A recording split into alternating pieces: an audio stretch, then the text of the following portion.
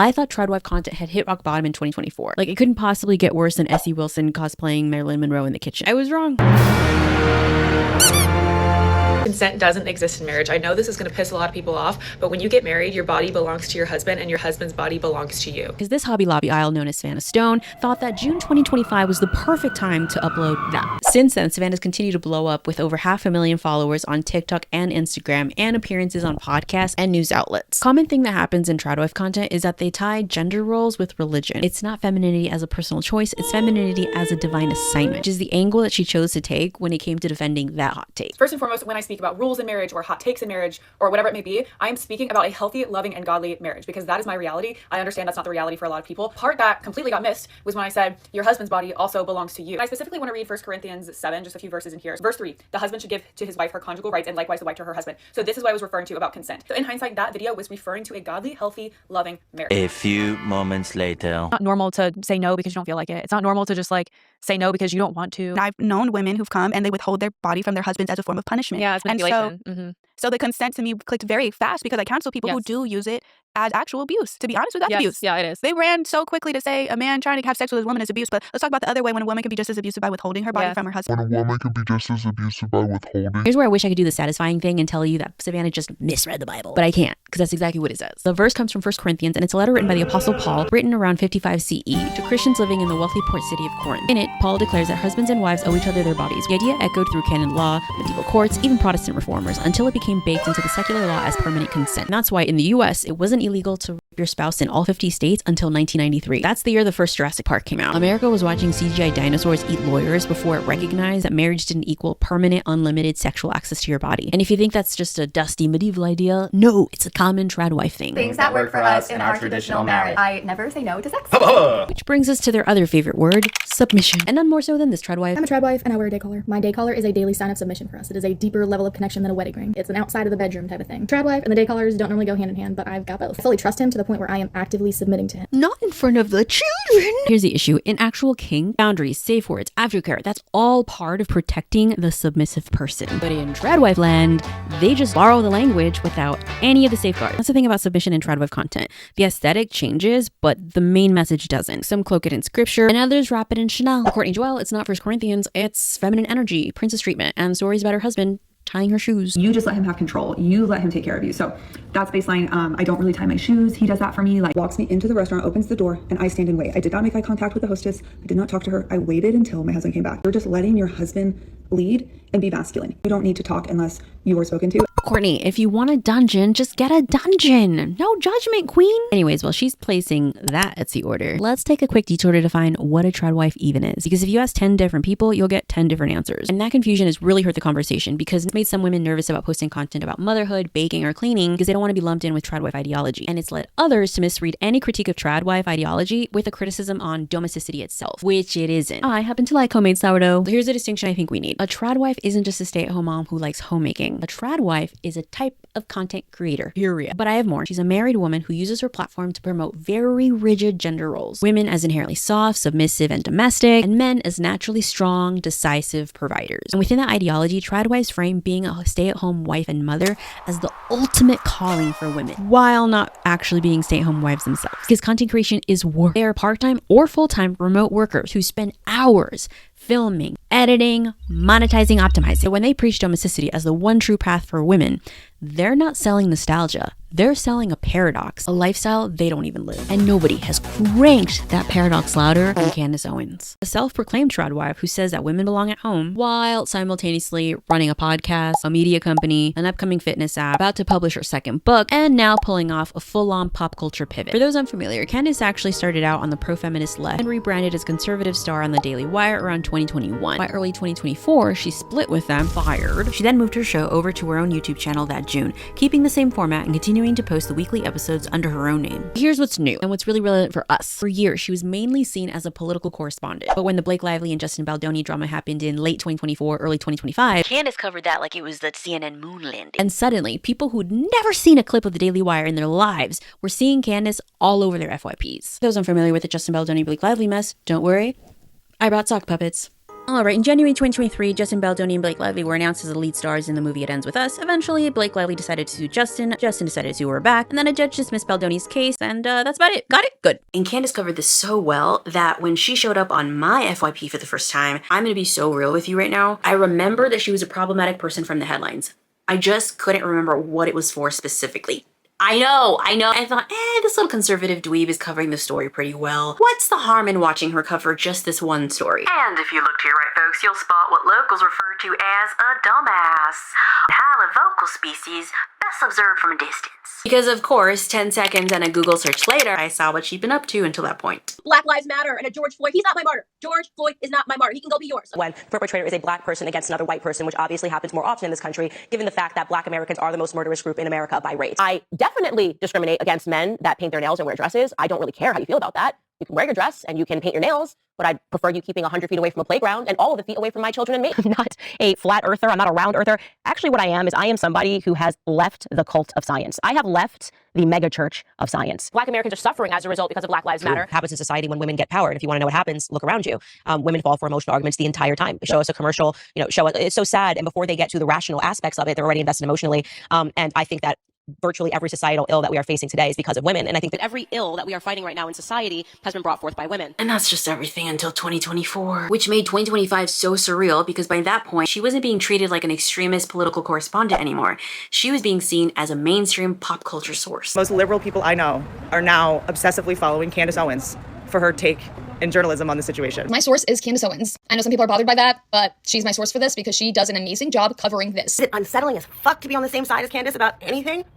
Y'all are not sharing Candace Owens as if she's a legitimate news source in this Blake and Justin case. We'll also add, y'all are being so freaking weird about that case, so much so that you're looking to Candace Owens as a credible source. The thing is, Candace didn't stop pushing her extremist views once she made this pivot. She just swapped the packaging, got into the mainstream FYPs, and snuck in her extremist ideology. She even snuck her weird ideology into the Blake and Baldoni mess. She'd recap the lawsuit and then go, see, women lie about harassment. I've always thought the Me Too movement was a scam. Oh, did I forget to mention, she's a fan of Harvey Weinstein. I've concluded that Harvey Weinstein was wrongfully convicted and was basically just hung on the Me Too thing. Defending Harvey Weinstein would be enough to tank anyone's credibility. But for Candace, that's just the appetizer. Because one of her entrees is her friendship with this human vape pen, Andrew Tate. You know you've taken a wrong turn when your moral compass is set to sex trafficker. I'm definitely a bigot. I tell people this all the time. I'm like, that's street smarts, right? Yep. Predicting what I can garner from just looking at you, the pattern recognition. I was saying that I don't trust a female pilot. He said, why? I said, fuck some of them such. This is because I think men are calmer under pressure. Yes. I'm like, what school did you go to? Harvard, Columbia, Hustler University. I genuinely don't even know what Hustler University is, but I know that kid is 10 times more effective than people that are coming out with college degrees right now. The modern world was built by men trying to prove their capabilities and prove they could do things. Why are we in skyscrapers? Why have we gone to Mars? Why do men buy expensive things? Why do we do hard things? That's what masculinity's always been. That's how the world was built. It's so funny how people who shit on higher education so often are missing basic education. Women have built things. They just rarely get credit for it. Mozart's sister was a known musical genius. She was just barred from publishing. Rosalind Franklin cracked the structure of DNA. Eddie Lamar was a Hollywood star by day and an inventor by night. She co-invented the technology that led to Bluetooth and Wi-Fi. And in the 1840s, Ada Lovelace basically wrote the first computer program 100 years before the computer was even invented. But Candace doesn't stop at gems like Andrew Tate. She did the same thing with Russell Brand. I saw on my feed that on the cover of Rolling Stone is a young woman who I'm assuming is a pop star called Sabrina. Now I don't know much about the culture anymore because it rejects me, I reject it. But she's just sort of wearing like a porn outfit and she's like sort of stockings, and we're already we're deep into examining the objectification of women and what the consequences of that objectification might be. Russell's right. Sabrina Carpenter needs to stop dressing like a total slut. Like Tate, she frames him as someone the mainstream media just couldn't handle. No, Candace, they weren't cancelled because they were too real. They were cancelled because they were predators. Now, while I insist that watching one Candace video is like feeding one stray cat, then the next morning waking up to 20 stray cats and Ben Shapiro on your couch, I know some of you are still gonna ignore my warnings about Candace and the other trad wives. You're gonna keep binge watching their content. That's how the alt-right pipeline works. Do I love it? No. But I'm not a monster. I don't want you wandering into conservative land unprepared. I got my hands on the official conservative anthem, and I am not supposed to leak it, but I can't in good conscience just let you go in blind. So here it is. Marriage is simple, one man, one wife. Stay pure, stay right, live a godly life. Guns don't kill, not it's people that do. So why not upgrade and arm the whole crew? The border's too weak, we're taking a stand. A lava-filled moat and a laser-eyed man. Wait, seriously? The EPA's useless, let freedom ring. Dump the waste in the ocean, let's make the fish blame. Forget social security. Okay, can we stop real quick? I'm sorry. Look, I don't mean to cause issues, but like, I don't think we're on the same page. No. We're good. Come on. Let's go. Forget Social Security, no checks coming in. If you ain't dead, you better keep grinding. Yeah, see, when you say we're good, I don't think we're actually good. Life to conception, let's take it back further. You're ignoring me now. Every sperm's a baby, so let's lock down the squirters. So you're just mandatory chastity belts, boys can't even stroke. Pro-life, pro-sperm, no exceptions, no joke. Only the rich should decide, you get to say, democracy is dead, hope you like it that way. Believe it or not, that actually charted right under golden for 3 weeks straight, which honestly still makes more sense than the tradwives' definition of feminism. Actual dictionary says that feminism is about equality of the sexes. It's not hating men, and it's not chain-smoking girl bosses in law school. The wild thing is that many of the things that tradwives complain about aren't feminists' fault. It's actually capitalism. Can't afford to stay home with your newborn baby? That's because the US doesn't have federally mandated parental leave. Meanwhile, countries like Sweden give parents over a year. Worried about families needing 2 incomes to survive? That's housing costs. In places with strong housing policies, parents are able to choose whether they stay home or not. Want better meals for your kids? Feminism didn't kill the casserole. School lunches and food deserts did. And by the way, those same conservative politicians took away fresh from farm school lunches. So they're screwing kids and farmers. So the problem isn't women demanding to be treated as equal human beings. It's conservative politicians refusing to build a system where families can thrive. It's right around this time that tradwives love to bring up something that sounds reasonable. Well, it's just a choice. If an individual woman chooses to be a stay-at-home wife, then she should be able to. Yes, but it's a little more complicated than that. This is actually something that I had to call myself out on just recently, because choice doesn't happen in a vacuum. I grew up in a conservative Christian home, and when the options were presented as this path will lead you to salvation and this other one will lead you to hell, guess which one I was more likely to pick? I'll give you a hint. It wasn't the hell one. But to be clear, this doesn't mean that we dismiss every woman that chooses to be a stay-at-home wife. That's not what this is about. But when the system stacks the deck so much to one answer, we have to at least ask once.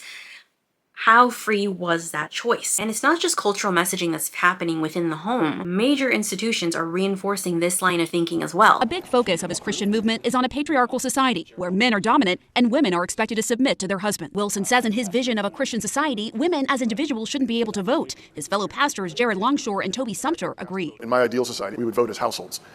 And I would ordinarily be the one that would cast the vote, but I would cast the vote having discussed it with my household. But what if there's your wife doesn't want to vote for the same person as you? Right. Well, then that's a great opportunity for a good discussion. There are some who have gone so far as to say that they want the 19th Amendment repealed. I would support that. That was Pastor Doug Wilson. Yes, that's the guy that thinks the 19th Amendment should go poof.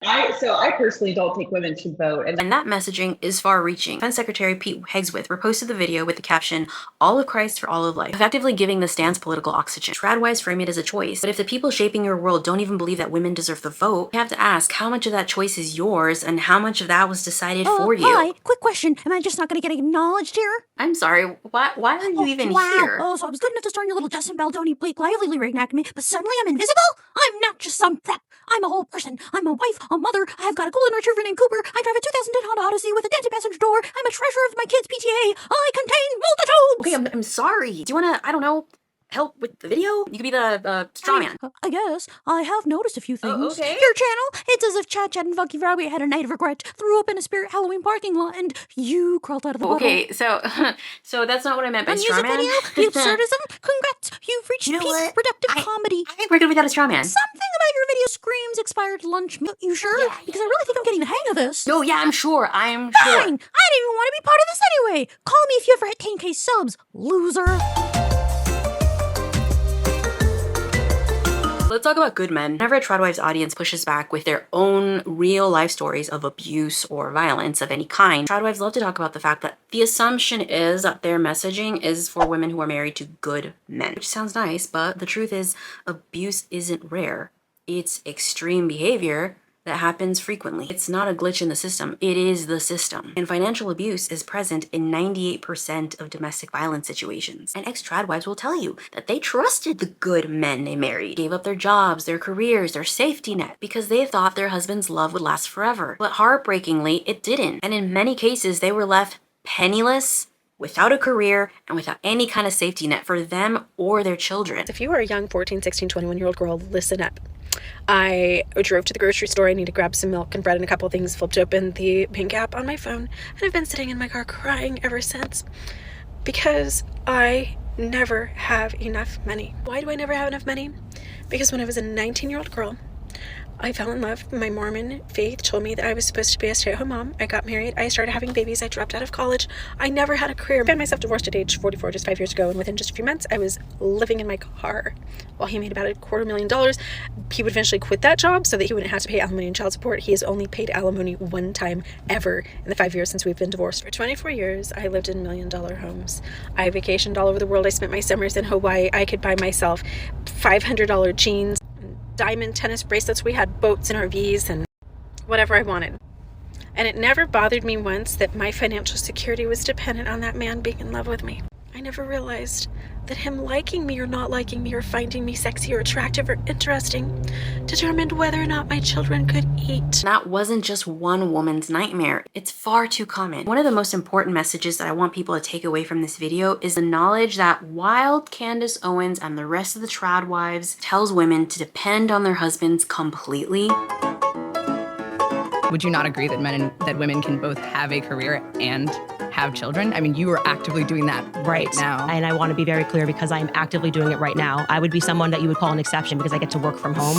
I forgot to record this part, so we're doing it live. Let's look at how much of an exception Candace Owens is. So while she tells women to be stay-at-home wives who fully depend financially on their husbands, she, on the other hand, has a paid monthly membership club called Club Candace. She doesn't share how many people have subscribed, so let's play some low-end math. If we look at her subscriber count, so she has about 5.36 million subscribers. Let's say that's 5.36 million, and that little tiny yellow is 1%. But we're not even gonna do 1%. We're gonna do 0.1%. If 0.1% of her subscribers paid for her monthly service, that would be about 5,300 people. And let's say those 5,300 people signed up for the lowest tier of her membership. That would come out to $52,947,000 a month, which comes out to $635,364,000 a year. And that's not counting her YouTube ads, podcast revenue, or book sales. So when she tells women to stay home and rely fully on their husbands financially, it's very easy for her to say that because she's making what most people make in an entire year in 1 month. And real quick, let's look at Savannah Stone, who also has a monthly membership club. She does show her numbers. So as of the last time I checked, she's pulling in $2,432 a month. And keep in mind, this is Savannah's first year as an influencer. And finally, I wasn't gonna bring this person up, but I felt the spirit of Charlie Kirk looking up at me, calling to me, and I just felt compelled to answer the call. Charlie Kirk told men to marry women who were young, submissive, and put family and children before their careers. And he disliked higher education so much that he wrote a book called College is a Scam. And then he married Ericka Kirk, who was a former Miss USA finalist who was older than him and already in her 30s when they met. She was actively building a media career, interviewed high-profile founders and public figures, and running her own clothing line. She was also a licensed real estate agent in New York City and worked in film and television casting. Her education, a BA in political science and international relations, a master's in law, and by the time Charlie met her, she was actively pursuing a doctorate and had already launched her weekly podcast during her doctorate studies. Jesus. So in other words, she was clearly prioritizing her career and higher education first. So the question is, was Erika just an educated wife trapped under her husband's ideology? I don't think so, because she parroted all of his bullshit. But what about school, Dad? They should have gone to college.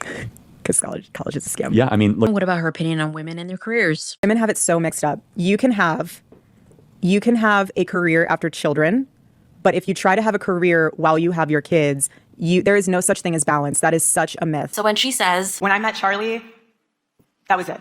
I could care less about the career. Girl, how? When? Where? Because even after she got married and had 2 children under the age of 3, she was still running her own clothing brand, doing the weekly podcast, and literally doing everything she'd been doing prior to getting married. And now that Charlie Kirk is gone, she could have stepped even further back from her career. I mean, after all, she's a single mother. She needs to spend even more time with her kids. But she didn't do that. She stepped up to be the next CEO of Turning Point USA. So not only is she not the woman that Charlie Kirk tells other men to look out for, she's not the woman that she professes to be. And if it sounds like I'm angry while I'm talking about all this, it's because I am. Because while trad wives like Candace Owens, Savannah Stone, and Ericka Kirk live these vibrant, colorful careers that are making them independently wealthy people, these trad wives help create and profit from a culture that tells women to be submissive and completely financially dependent on their husbands. And regular women are suffering because of it. That's why I'm mad. Okay, we can go back. Bye. The husband they call a good man all of a sudden isn't. They still have income and protection because of their platform. Their children will be okay. And that's the piece they don't tell you, because you deserve that safety as well. Your children deserve the same level of safety that the trad wife's children do. I want that for you. And one more thing! Oh, for fuck's sake!